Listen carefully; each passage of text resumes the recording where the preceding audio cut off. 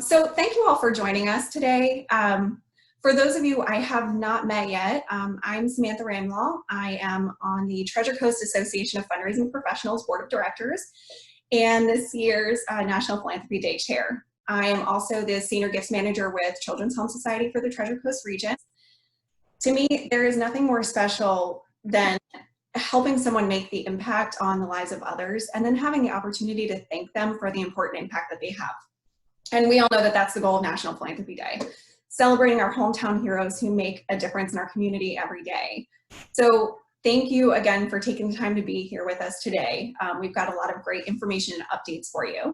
So some of you might already know this, the AFP and NPD are run by volunteers. So I just want to take a moment to acknowledge the time, talent, and energy that goes into a project like NPD, especially knowing that you are all professionals with careers and passions and families and everything else on your busy schedule. Thank you all. I think that it just goes to show you how important a celebration like National Philanthropy Day is on the Treasure Coast. To have so many come together to honor and show gratitude to the philanthropic community who holds us up is really special.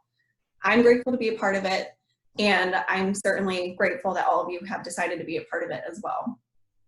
For those of you who are not yet familiar with AFP, the Association of Fundraising Professionals strives to be the go-to organization to support nonprofit professionals in our community. Our mission is to strengthen philanthropy in Martin and St. Lucie counties by providing education, training, and resources for professional development and ethical fundraising practices. For me personally, it's also been a wonderful source of camaraderie with like-minded individuals who are working to better our community. If you're interested in learning more about AFP or getting more involved, I encourage you to reach out to me directly or any of the other committee or board members you see here today.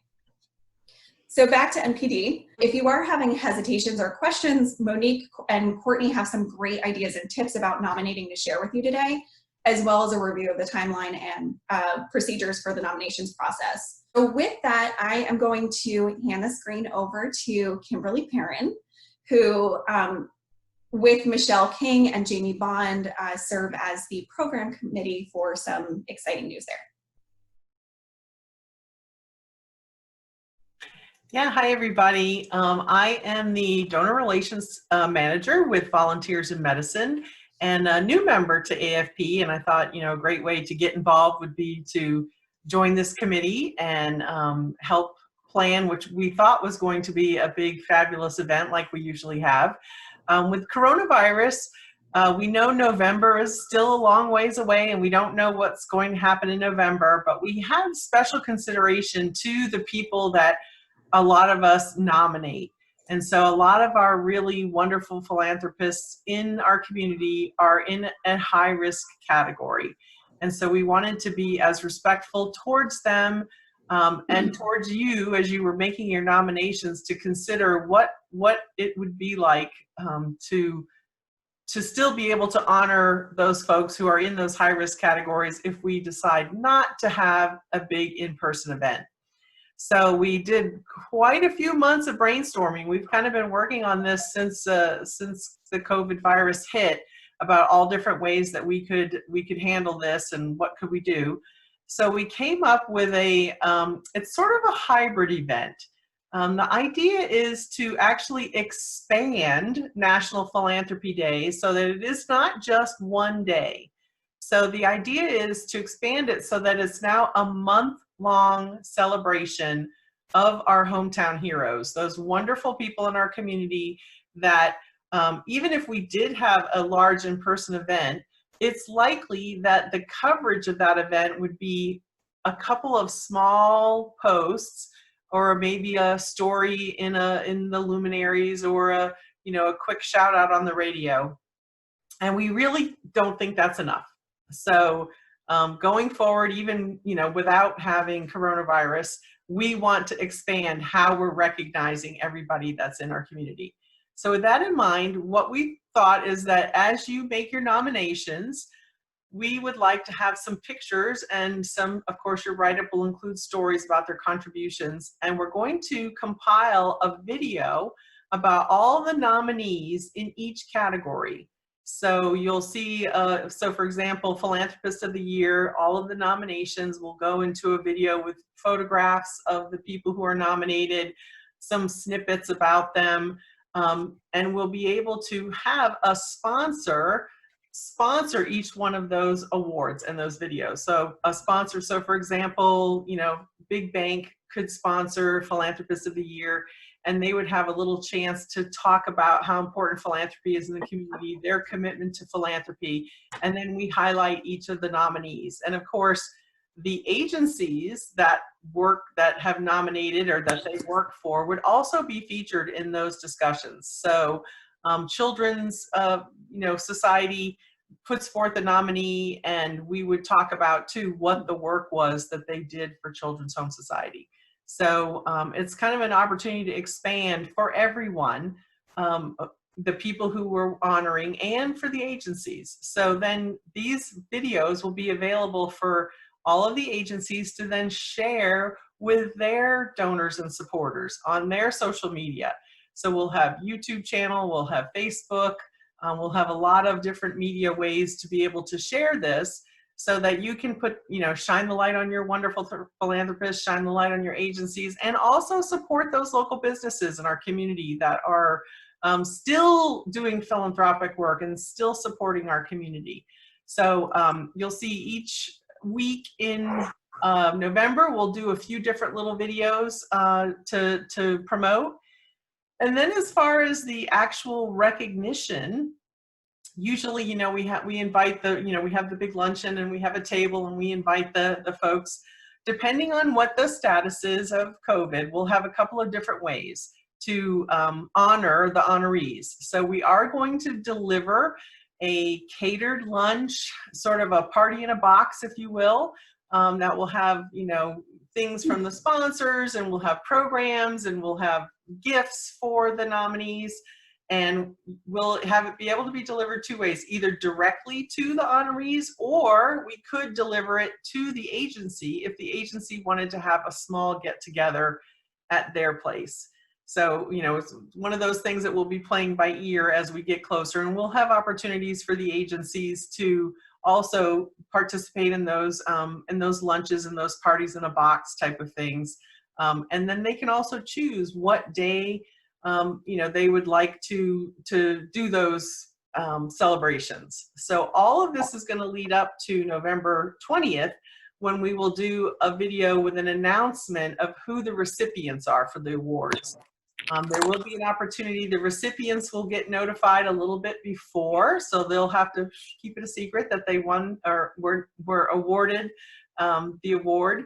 And we'll be able to have them be able to do a little thank you speech and include that in the video. So that will be sent out on the 20th of November. That's kind of the penultimate day for National Philanthropy Day.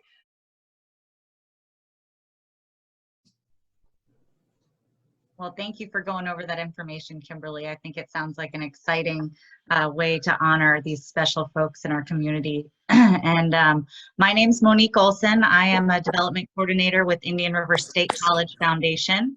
And I am a past president of the Indian River chapter of the Association of Fundraising Professionals, and a past NPD co-chair. I think as if you're on the board, you will eventually be co-chairing the event at some point. I know I'm excited to see that so many of you already have been thinking about who you're going to nominate. But if there are any, if you're still looking or looking for other potential nominees, one thing we do in our organization is we usually pull a top donors report. And then we also will possibly, convene a small little committee of some of our development staff. You can get, if you have a volunteer coordinator, any program staff in your organization, and sometimes you can include your board members to really sit down and kind of brainstorm potential nominees and look at the different categories and decide, who might be a good fit for the different award categories. And then Courtney will go over and show you where to find the list of people who have been a recipient in the past, so that obviously we don't want to nominate somebody who's already received the award. Now, past honorees can be nominated again. So even if they were recognized at some point, if they were not a recipient of the award, they can, you can nominate them again for the award. So I just want to share that information. And also, once you decide, or your committee decides that you're going to move forward, we always ask you to please ask the recipient for permission. And it used to be that we asked you to make sure that they could be at the award event, but this is kind of nice this year with the new event format, that they don't necessarily have to be there in person, and it could be, you know, a celebration someday throughout the, you know, throughout November. So anyways, a lot of opportunity there. I want to go over a couple things that we did new with the timeline this year. We are asking for you to send an email or submit the name of your award, you know, nominee, who you're thinking of nominating.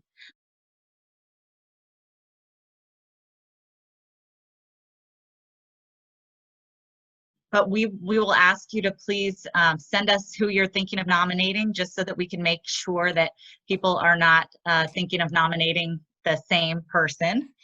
We want to make sure that we don't have duplications, and also make sure that we don't have somebody who has been a recipient in the past, just in case somebody hasn't, you know, wasn't able to find that information. So does not mean that you have to submit your name. If you decide after that date that there's somebody else that you would like to nominate, just let us know. Again, we're just trying to avoid duplication. It helps us to know how many people we have being nominated in each category, and for planning purposes. So we also have added a new date that you can send in, although we're asking you to do everything online, and Courtney will go over that whole process with you.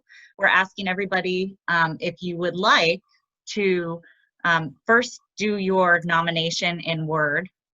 Always a good thing before you copy and paste it into the online, just in case anything happens with technology.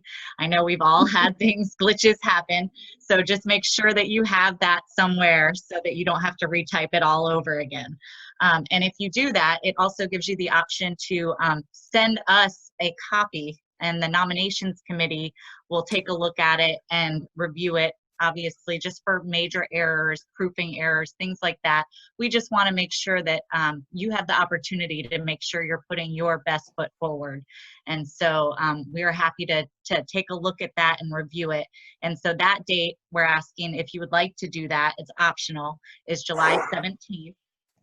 And then we will look at it, and we will share those comments, any comments or suggestions that we have with you, by July 24th. The actual deadline to submit the online nomination is July 31st. And I hope you guys will find we tried to streamline the nomination process, and Courtney will go over all of that with you, but I hope you will find that it to be a relatively easy process this year. And of course, we're always here for any questions you might have. Then we, just so you're aware, we send it off to a neighbor chapter. And this year, AFP Southwest Chapter has agreed to judge the nominations. And so we are sending all of the nominations with the award categories to them, and they will get back to us with, you know, based on a point scale, they'll get back to us who will be the recipient. And of course, we all, as you know, everybody that is being honored is worthy of this recognition. Mm-hmm. So it is very important for us in the event process that we make sure to highlight everybody. And I do believe that, you know, the program is going to has so many things going on to make sure to highlight all the organizations and all of the honorees. So even though there will be an award recipient, they're all winners in our books, and we're going to make sure they all feel that way. So just so that, you know, in case you're wondering about that, we will receive notification from the Southwest chapter, and then at that point, traditionally, or in the past, we have always asked all of the honorees to prepare up to 3 minutes of remarks sharing, you know, why they got involved in philanthropy. And of course, when it was announced that evening, you know, they would come up and share their remarks. And because we are not going to have a large in-person gathering, we are going to probably, the only way we could figure out a way to still have that available would be to let the recipient know ahead of time that they are the recipient. And, you know, we have someone who is going to work on the video. And of course, everything, you know, depending on COVID, will be done in a manner that they would feel comfortable, if they feel comfortable even being on video. But, you know, it will be done in a manner where we hopefully make them feel safe enough.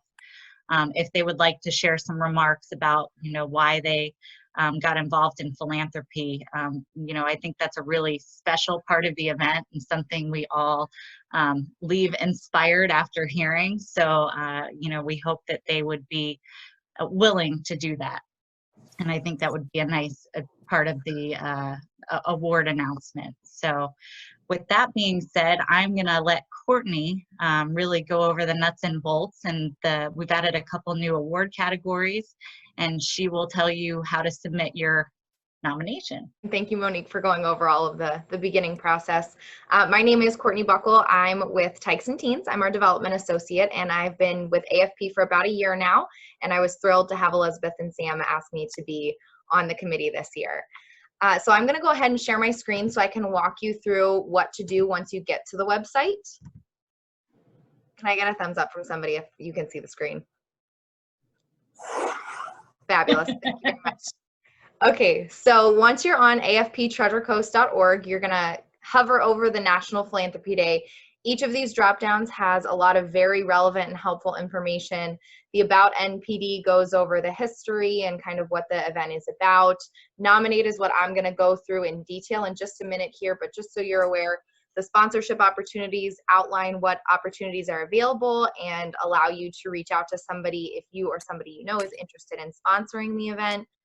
The award recipients, Beverly, this is what I was talking about. That drop right there is going to show you who has won since, or who has been the recipient since 1995. And like Monique said, the nominees won't be on there for this year, but if you send in your name to us for who you're going to nominate, we will let you know if somebody else was already planning to. And then finally, that 2020 NPD committee shows you all of our lovely faces if you forget who we are. So I'm going to take you to nominate, and it's going to bring up a whole slew of information initially, a little letter from us, some tips and tricks and FAQs. I'm just going to point out down towards the bottom the timeline. Monique was just going over all of these dates, so if you didn't catch any of them while she was talking about them, this is where you can find them. But to start your nomination, you're going to scroll all the way to the bottom of that nominate page and click Start Here. So the first thing that I want to do is just go over what categories we have this year. 4 of the categories remained exactly the same as previous years. Those are Outstanding Individual Philanthropist, Outstanding Group Supporting Philanthropy, Outstanding Corporate Philanthropist, and Outstanding Volunteer Fundraiser. Each of those you can kind of figure out who would go under that based off of the name of them, but the individual is obviously an individual person that is donating to your organization. The group, the difference between group and corporate, a group can be a foundation or a group, and 2 examples of that were past recipients Harbor Ridge and last year's Martin County Guild, just to give you an idea of maybe what a group is defined as. And then corporate is a business or corporate foundation, and then Outstanding Volunteer Fundraiser is somebody who's out there helping you to fundraise for your organization. The 3 changes that we made to the categories this year were the addition of the unsung hero and the outstanding youth in philanthropy. And then the combination, we combined the living and lasting legacy to a leave a legacy award. So that is 1 category now rather than 2 separate ones. The unsung hero award is somebody who's kind of behind the scenes, maybe not donating money themselves, but helping by volunteering and providing materials, and definitely encourages philanthropy for the whole organization. The outstanding youth in philanthropy we're really excited about, and you'll see on here that all honorees will be recipients, so that, because kids might be a little more sensitive to not being named the recipient, so we are going to consider all of them recipients of the award. And those are people under the age of 21 who have helped your organization significantly with volunteering and soliciting financial support. And then the Leave a Legacy is similar to the Living and Lasting from previous years, where it's someone who has left a significant planned gift or has made arrangements to do so. So those are all of the awards, and as you see on here, each of them is going to be a different application based off of which category you are planning to nominate in. I am going to use individual as an example, just because it's the first one, to kind of go over what this process looks like. The first 2 pieces are almost the same across the board. It's 2 questions and the most important part of the application. Question 1 across all 7 categories goes over outlining what the person or group has done for your organization and how that has impacted the organization and the recipients of your programs. So this is, as we said before, these are judged, and this section is worth 70 points. We will have a grading system for those that are judging each application, so it's not just they're guessing somewhere between 0 and 70, but there's pieces as to how they get to that number. And you have a 1,500 word maximum limit on this, which is about 2 to 3 pages, depending on the size that you're using in Word. The second question is almost the same across every application. For the most part, it's how they've encouraged others to participate with your organization and others in the community. As philanthropists, the unsung hero is a little bit different, where you're focusing on an innovative approach to problem solving or meeting community needs. So it's a little bit different for unsung hero, but otherwise it's about the same. That one is worth 30 points. You have a 500 word max, which is about a page worth of wording. From there, it's a relatively simple application. We need a quick bio of who you're nominating so that we can use it in any press that we're taking advantage of. And then we will move to the second page, which is where you outline your information and the nominee's information. So first you'll give who you're nominating. Second, you'll give your own information so that we know who you are. Something that's different this year is that we're not having co-nominators anymore. If you want to reach out to another organization that you know that this person or group has impacted, you can get a testimonial from them and include it in the phrasing in those 2 questions previously, but we're gonna have you take full ownership of making the nomination. And the other piece that you may have noticed is that we are no longer requiring letters of support for your nominees, so you don't have to worry about obtaining those. And the final piece that we're asking for is we absolutely need a headshot of them so that we know what they look like and we can highlight them as we see fit. But if you have any action shots of them, maybe at your events or out in the community helping out, definitely take advantage of being able to upload up to 3 of those so that we can utilize it possibly in the video or in the promotion of the event itself. That's the whole application. When you click next, it just takes you to review what you've already put in. And then you'll submit it from there. And I just want to reiterate 2 things that Monique said. I would definitely make sure that your nominee is on board prior to starting this application, especially this year with us asking them to video themselves or be part of our video. That can be a little scary for some people, so make sure they're on board with that before you get started. And definitely take advantage of the opportunity to submit your application early to us, to the committee, so that we can help to provide feedback and maybe areas that you're missing information or you could elaborate a little more. That date again is July 17th for us to be able to help you out. And then after we send back that you're good to go, you can hop on and just submit your application. So that kind of goes over the whole nomination process. In the past, we always asked all the honorees just to be prepared to give, up to 3 minutes of remarks.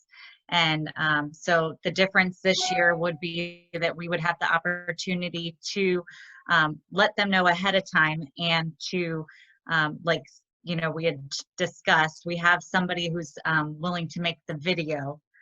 And so we just want, them to be prepared that they might be asked to share up to 3 minutes of remarks about why they got involved in philanthropy, or if they want to thank anybody in the process on that video, and to be included in that. So that's something you want to just share with your nominee when you're letting them know that you are going to be nominating them. And other than that, just, I know the committee has really put together a robust timeline for highlighting the honorees and throughout the entire month of November. So I think that, again, it gives your organization and your honoree a lot more exposure, considering that, anybody can go on and watch the video. It's not just how many people can fit into that room. So, and it's something that you can have to promote on your website afterwards also, or on your social media. I think I see that Kim Nash has jumped on, and we were going to have her talk about how it can build your relationship by nominating someone. So Kim, can you hear us? Are you on here? Here you are. Hey, yes, I can. Can you hear me, see me? You're good to go. All right. Well, thank you guys. Yeah, I think it was 2014 when I was nominated and received the Outstanding Volunteer Fundraiser Award. It was kind of a shock. I was definitely humbled to receive that, and it was very inspiring, primarily hearing from the other honorees some of the things that they were doing, some of the reasons that they were doing things, and their inspirations definitely inspired me to go out and do more. I think one of the things that's of value to the organization, particularly that's nominating people for these awards, is for me, receiving it for the work that I had done, in particular for the Environmental Studies Council, encouraged me and inspired me to really do a lot more. So I continue. I'm actually just rotated off the board as president, but raising a lot more money on top of what I had already been recognized for. And I really leaned into that cause, not only because of, the award's an award, and, that's always great and such a nice recognition, but to realize what an impact you're having on the community when you're in that room and you're hearing from all of the other honorees and the other organizations, and kind of putting that big picture together of how powerful our small community is and how much people are doing and what part you play in that, even though sometimes it just really does seem small. That brought a lot of inspiration, I think, to everybody. So, yeah. Thank you, Kim. Thank you for sharing that. I also I've nominated somebody in the past for the Indian River chapter and the Treasure Coast chapter, and just wanted to also share as from an organization standpoint that one of the nice things that we did is, once your nominee agrees to allow you to nominate them, we would often, set up a meeting with them to kind of, not necessarily do like a hardcore interview, but to get more information, because we know what they do for our organization, but oftentimes they are doing things throughout the community, and things that we don't even know about, sometimes outside of the country. It's just amazing, how humble all of our recipients are. And so you find out a lot about your nominee and about their giving. And so it really helps to strengthen that relationship that you have with them. And it's just another good opportunity for you to build a relationship that you probably already had a good relationship with this person, but it just helps to strengthen that relationship. So